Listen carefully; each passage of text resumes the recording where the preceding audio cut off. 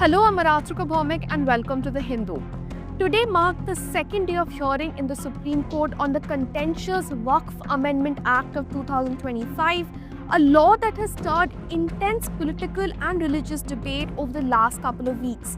In this video, I will quickly break down what all transpired in the court today. The new law seeks to amend the Waqf Act of 1995 and introduces sweeping reforms that significantly expand the government's role in regulating Waqf properties, which are basically religious and charitable endowments recognized in Islamic law. A bench headed by Chief Justice of India Sanjeev Khanna today asked the centre to file its response to the petitions challenging this contentious law within 7 days.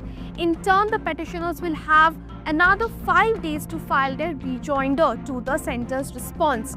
The next date of hearing in this matter has been fixed for May 5th, when the Supreme Court is set to take a call on the issuance of an interim order after reviewing the written submissions of both sides. It is also expected to be Chief Justice Sanjeev Khanna's last hearing in this particular matter, as he is set to retire on May 13th.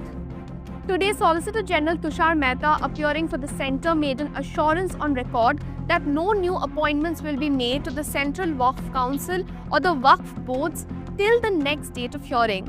This is a significant development since the law permits the inclusion of non-Muslim members in these key Waqf institutions, a provision that petitioners have contended violates the community's constitutionally guaranteed right to manage its religious affairs.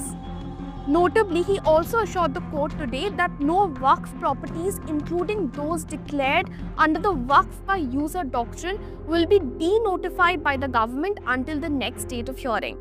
The Waqf by user doctrine is a principle enshrined in Islamic law that recognizes properties as waqfs even in the absence of formal documentation based on communal usage. The newly enacted law permits a change in the character of these properties, that is, these properties can be recognized as non-Waqf properties in case they are disputed or in case they have been classified as government land. The court accepted these assurances and refrained from issuing any immediate stay on these provisions.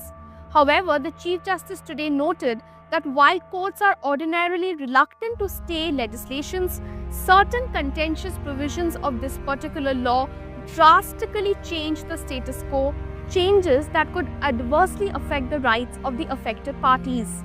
During yesterday's hearing, when the centre tried to justify the inclusion of non-Muslims in Waqf administrative bodies, the Chief Justice firmly pushed back, asking if the government would permit the inclusion of Muslims in Hindu religious endowment bodies such as temple boards.